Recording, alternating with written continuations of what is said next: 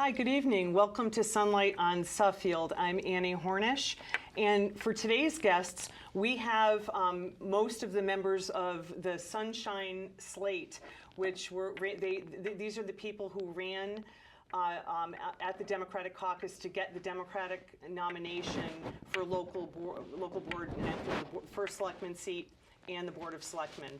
We have Betsy McCourt, who ran for first selectman, and Melissa Silva and Sandra Janik, who ran for the regular Board of Selectmen. So we just wanted to chat with them a little bit about what they were running on. There's still a window of opportunity to still be involved in the election, but the caucus did conclude this past Tuesday night, and they unfortunately were not successful, but it's not over, and I think they've brought great awareness to the community on the issues that they've been fighting for, so we thank them for that. So first, I'd like to get started with chatting with candidate for first selectman, Betsy McCourt. So Betsy, thank you for being here today. And so how long have you been in Suffield? Can you tell us a little bit about yourself? Yeah, I've been in Suffield for about 10 years now. There's about 4 generations of my family here in town currently. Born and raised in New York City. I have a wife and two boys, one who's going to be a teenager tomorrow. Happy birthday to him. That's a big one. Got my first teenager, so yeah. I think that's about it. I work in a logistics field called broadcast media, doing logistics for sporting events. And have you been doing that for a long time? Yes, so I have about 7 years with broadcast media. Before that, I have over 20 years experience running restaurants for Bloomin' Brands, or some people know them as Outback Steakhouse. 10 of those years I was in management, proprietor, and training managers. And I've heard that you're also heavily involved with the sporting community in Suffield and the region. Yes, I was the president of the Bearcats Youth Football and Cheer Program. That's a multi-town, 4 towns locally here in Connecticut. So Suffield, East Granby, and Windsor Locks. I did that for 2 years. I was also the vice president the year before, and that's tackle football and cheer, and also flag football as well. I coached for Suffield Little League for a few years as well, as my boys came up through the program. So you know a lot of families in town. A lot of families. Yes. Yes, I'd say so. That's a lot of people involved. I think they know me. So. Great. Well, we'll get into the issues that you ran on later. I thought we'd first get a little background on the candidates first, just to get people familiar. So, Melissa Silva, you ran for Board of Selectmen here, and so how long have you been in Suffield? So again, like Betsy, because she's my sister. Been here 10 years. My entire family moved here together, 4 generations of us, 10 years ago. But unbeknownst to us, our family started Suffield. We are filer by birth, or 10 generations ago. Wow. So one of the founders of Suffield. One of the founders of Suffield. Wow. And wow. Windsor. And Windsor too. Yeah. So interesting. Oddly enough, when we looked back and figured this out, it says that Zerubbabel Filer, who is our 10th great-grandfather, founded Suffield and then sold his property to his sons, which are also our descendants, but he moved and founded Windsor. Oh, wow, that's very interesting. Awesome. Yeah, so a lot of history. Yeah. A lot of history We've here. been here quite a while. Yes, absolutely. What do you do for a living? I'm a practice manager for rheumatology at an office in Glastonbury. I'm also a medical biller and coder by trade. And I do this, Sunlight on Suffield. Yes, you sure do. You've been doing that for a long time now. Yeah. So helping to educate our community Trying, and exposing some issues in town that need to be corrected, say, Absolutely. to put it gently. Sandra Janik, thank you for being here, of course. And would you like to tell us about yourself? Well, let's see. I'm a 74-year-old retiree. I've worn many hats in this community. A lot of people know me. I'm a mom. I'm a wife. I'm a member of the DTC. I'm a retired business executive, a retired hospital employee for many years. I raised my kids here. They went to public school. And my kids went up through the program before you were in town. Unfortunately, that would have been awesome. But my kids, I put my kids up. My kids grew up here. I love Suffield. And other way people know me. I've been around town. People see me, at meetings at the Senior Center. I'm out and about quite a bit. I know you're at a lot of the town Board of Selectmen meetings, almost all of them, as you are, the others are as well. Library Commission meetings, you're often speaking out at them, so I think the community does know you. I'm an avid politic follower. It sort of came with my generation, I think. I've been an activist my whole life. It's just, it's not trendy. I've been doing it all many years. And I think a lot of people recognize you. You're the paddleboarder on Sunrise Park, often spending days on that beautiful pond. I know, that's me out there. I was at Babs Beach. I was the only person at Babs Beach today. It was so beautiful. Yes, yeah. I went there this afternoon, like 12:30. I actually had raindrops as I was walking across the grass to go down. I'm thinking, quite a hot day. I'm going to go anyway, just to see. And I went down there, and the clouds went away, the sun came out. And they came and went, but I was out there for like 2.5 hours. It was beautiful. I was in the water playing. There's a lot to enjoy in Suffield. I know there is, and one thing I noticed, like the candidates, all of your themes were centered around the phrase, let's move Suffield forward together. So, and I think that echoes a sentiment that a lot of people feel in our community, that we're not moving forward, we're moving, if anything, a little bit backwards. There's elements within our community, people who want to preserve an old status quo, no change, and you were the slate that represented some needed change to help modernize our community and bring us into, moving forward. Would you like to comment on that, Melissa? So just because we want to move Suffield forward doesn't mean we don't love the charm of Suffield. It's the reason we moved here. Suffield's a farm town.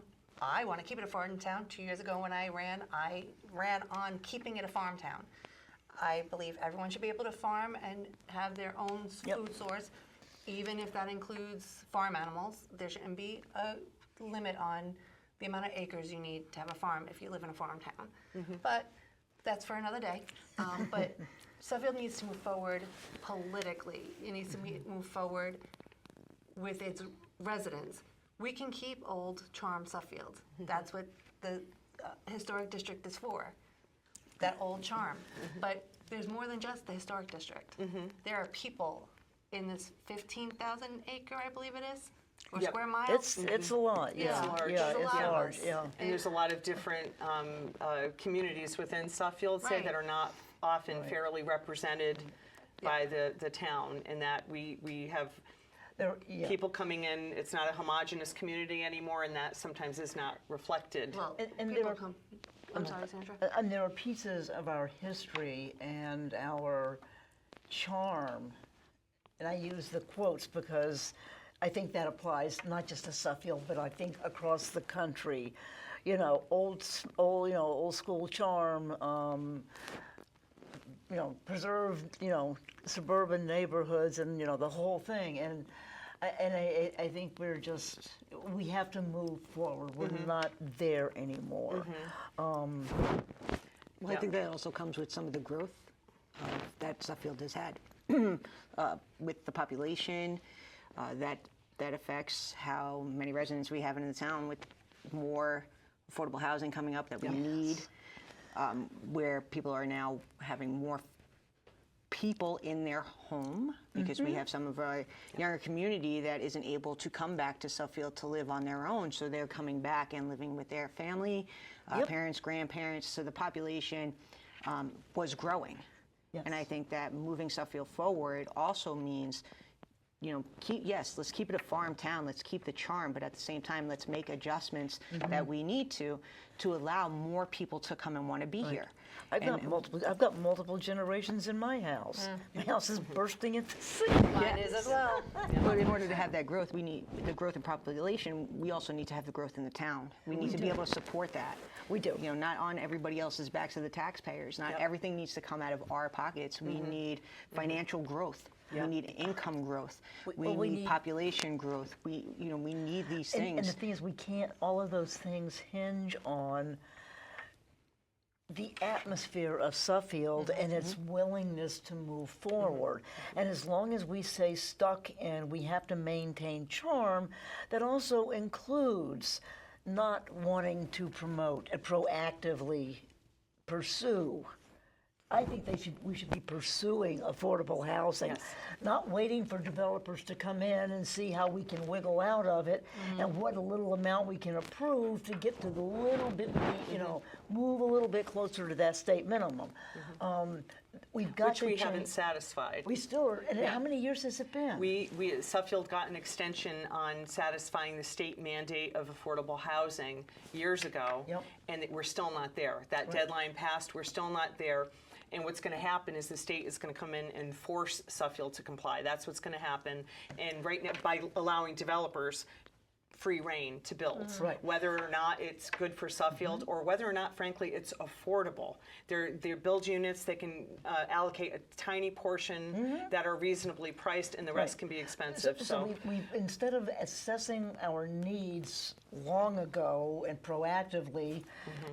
And even it could have been done like within the last 4 years, 3-4 years, to at least get an idea, because I don't think we've done anything to really assess where we are. And I could be speaking well out of turn. I'm not sure what any housing commission is doing, but I do know that we have moved closer to the limit. We're not there, and I don't see us proactively trying to improve.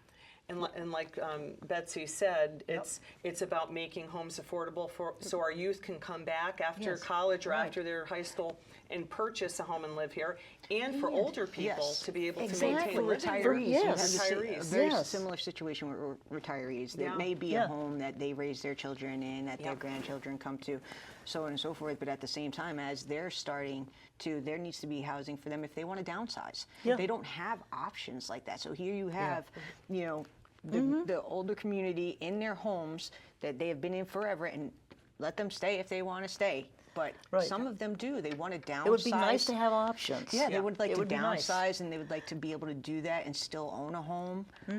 So there's options there. Yeah.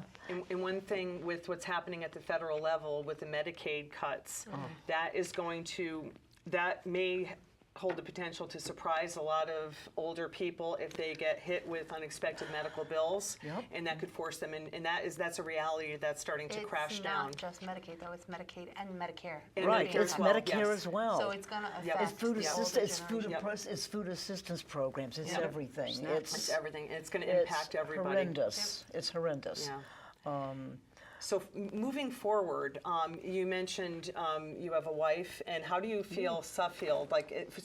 We've established the current Suffield local government is not managing affordable housing well at all.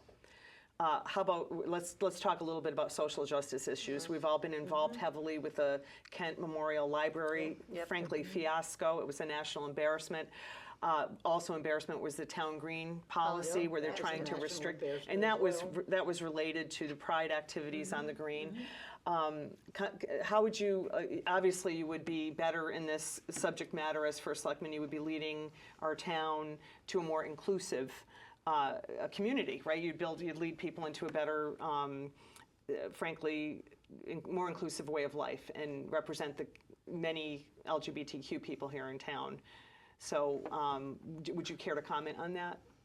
I think one of the biggest things that myself would have looked into, and I still think it's something that should be addressed, is the fact that we have a flag ordinance. And this flag ordinance is very restricting. And the opportunity to have, whether it be an application process or a dedicated flagpole in the town, run by the town, where people can apply, maybe have the applications, it could be a feed application or a free application, but have it run through the ethics committee, have them weed out things that aren't there, have a designated amount of time. Okay, you have one day to 7 days, no more, that you can do it. Fill out the application, what it's for, let it go through the ethics committee, let it go to the Board of Selectmen, and then approve. And this isn't in replacement of the American flag. This is underneath it, and it doesn't have to be on Town Hall. The town green has a flagpole. It could very easily be a designated spot that people can apply, and representation matters. Yes. It does. I've been there. I've been discriminated against for being a lesbian. I've been called names that I wouldn't want to repeat, and it's funny because it happened in New York City, which is a big melting pot. So you would never think that it happened there. I had it when I went to college, and in turn I turned around and I started the Gay Straight Alliance at Bay Path College. I don't know if it's still currently there. It changed names a few times. But yeah, I've always advocated, but I will say this, I won't fly a flag on my house. Why? Because it's a target. Right. Because there are, and I know people don't want to hear this, there are bigots in our town. And it's a target. Yeah. And I'm afraid for my family. I have 2 boys, like I said, one who's about to be a teenager. They're my stepchildren. My wife is their biological parent, but they're biracial. So not only do they have things that they have to worry about on their own being biracial, they have to worry about people coming up to them and commenting on the fact that they have 2 moms. Yeah. Yeah. And it shouldn't be that way. No. That shouldn't be that way. That's hate, and that's been an issue. And I know I have addressed the school board and also the Board of Selectmen on multiple occasions with documented evidence of people standing up and saying things that had happened to them.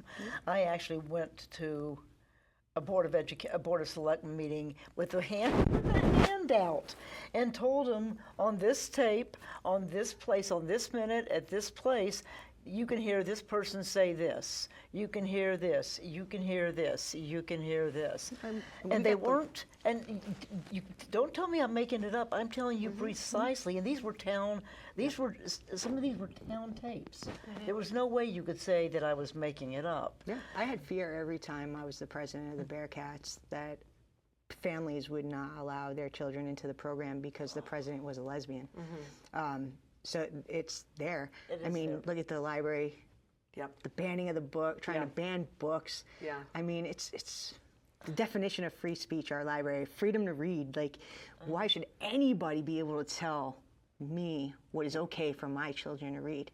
And at their ages now, they're making their own decisions for certain things. Why should anybody tell my kid, if he wants to read something and educate himself on something, that you can't do it on this subject? Correct. It's overly intrusive government. Yeah. Right. Yeah. Right. Yeah. So. It should be a parent's decision what their children read and how much control the parent chooses to exercise over what they're reading. The thing of that is, too, You know? and it's hard for people to actually admit this, but it's not just at the library. Oh, It's online. it's all over the Our place. kids have so Yes. much access online that we're afraid of what they're going to go and read at a public library, where you have to take them, Well, here's the or where best- they have to go themselves. And they need a card to check anything Yeah. out. Yeah. And Yeah, that's actually a very good point. It's actually is kind of humorous because you're right. We're arguing over this about a book, and it's at their fingertips. It is. It's bombarded on just not even streaming TV. It's on network TV. It's everywhere. Well, And so- fortunately in Suffield, the state intervened and passed. It was part of the implementer bill, the big budget bill. They put the language from Senate Bill 1271, which Sunlight on Suffield was very aggressive in advocating for.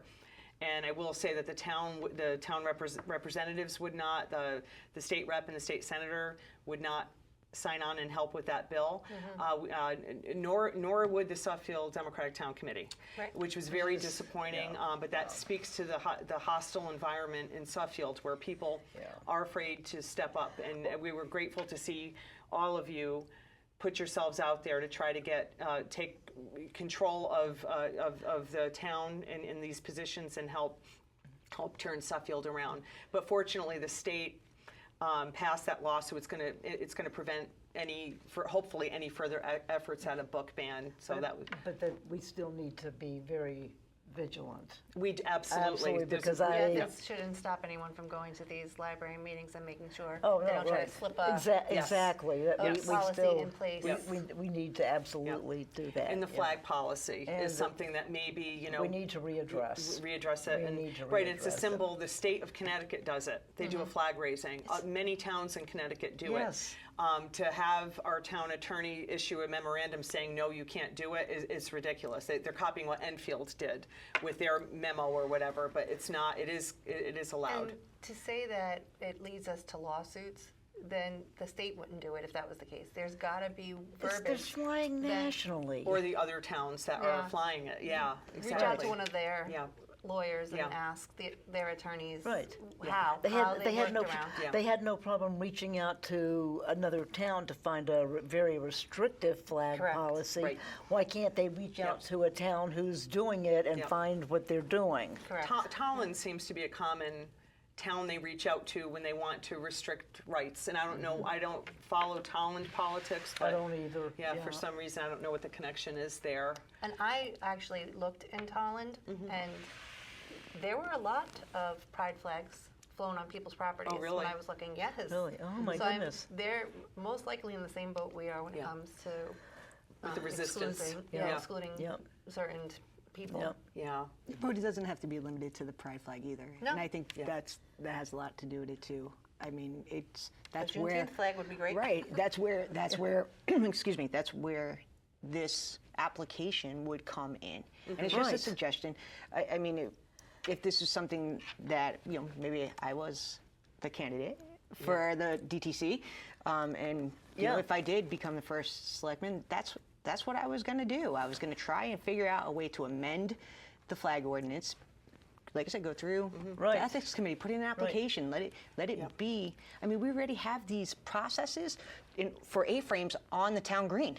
These are already there. You have to put in an application. You have to pick certain dates. You can only do it for so many weeks. I know this because I had to promote the Bearcats, and Suffield is part of the Bearcats, so I had to go through. It should not be that hard then to come up with Right. something to satisfy. Right, but a it's lot- not. a lot But of it doesn't needs need to in be the limited. community. It doesn't need to be limited to just the Pride flag. Right. I'm sure there's other organizations out there that would like to show some. One thing in the remaining pride. minutes we have left, I'd like to ask you about is the Democratic caucus occurred a couple days ago, and the DTC chose other endorsed candidates. And one thing that stood out to me was the age difference in the candidates. And you are 74 years young. You're very young for your age, but you're much younger than the candidate that was endorsed, and you're younger than the Board of Select people that were endorsed. Quite a bit. So do you have any comments on that? Like, do you think that we need younger people representing?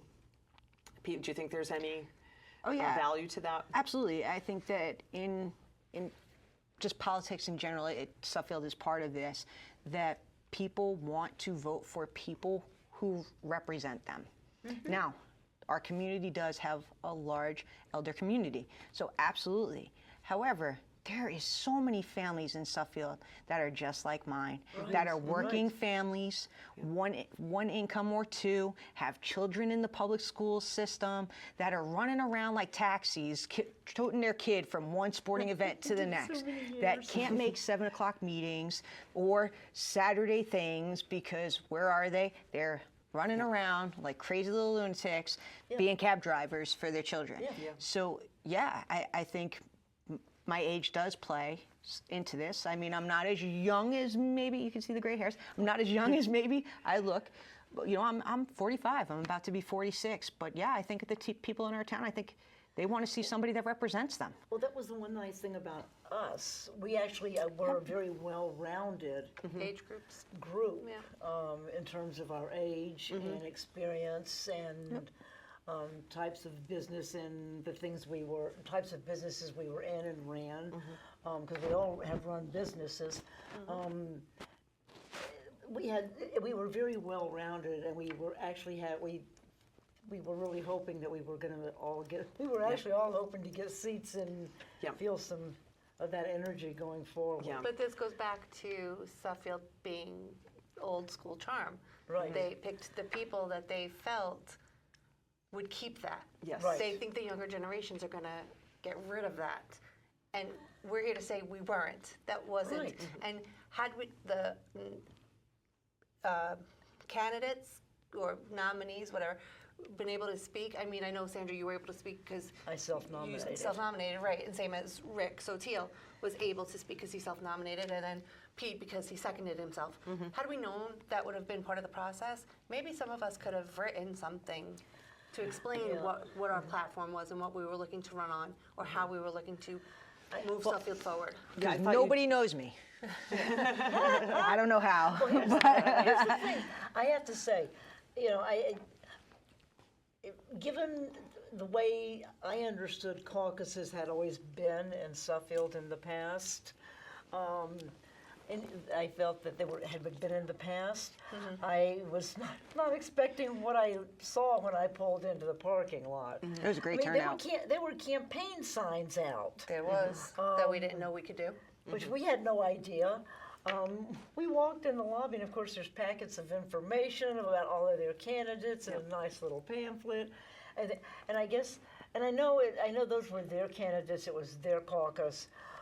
No, it's but the Democrats' it's the, caucus. Yes, Yeah. thank you. I It's was not just the going to say DTC. But that that. information, caucus. information could have been given. They knew. We all interviewed. that's just it. We And all they interviewed knew. with the They knew. DTC. They very much knew that we were a possibility to nominate from the floor. And that you were in going to. transparency, they could have gave us that Well, I told information, them, so it was a yes. little more fair and not so much put on the spot. There was a lot of our nomination Yep. from the floor candidates that were put on the spot. Yep. It could have deterred people who were going to nominate from the floor for other positions that did not because they didn't feel prepared. Yep. So, And the other thing too is, I know of at least one person in the audience, a registered Suffield Democrat voter who was going to vote, who commented out in the lobby that she really, really, really hoped they were going to have paper ballots because she was afraid of having to raise her hand. I heard people make that And comment as well. I am grateful that we had paper ballots and Absolutely. didn't have to fight for them. I commend the DTC for that. Yep. Yep. And it was an interesting experience. Yes. I do say need the to say least. thank you, Ernie. I think Ernie, Yes. as moderator, that was great. I thought he did a great job. Yeah, absolutely. I do. I think he did a great job. Sorry that it took so long to count all the votes. Everybody, I know their yeah, patience yeah. went a little thin with that, and how that turned out. But thank you. And I Thank think you all. everybody needs to say Yes. that too, to the people who were nominated from the floor, nominated candidates. It takes so much courage to stand up. It does. So much courage, and if you can't take a moment and just respect the fact that took that much courage for that person to stand up, just say thank you. That's good enough. right, yeah. And you guys did a great job advertising for yourselves with social media, really remarkable job. And That was so, fun. and I thank you so much for being here, and more to come on this issue maybe for the elections. So we'll see, and definitely have a future in the town of Suffield for future I don't think Thank any you. of us are positions. going anywhere. No, you're not. No, I don't think so. No time soon. So thank you so much for joining us today on Sunlight on Suffield, and I wish you a good evening. Thanks for watching.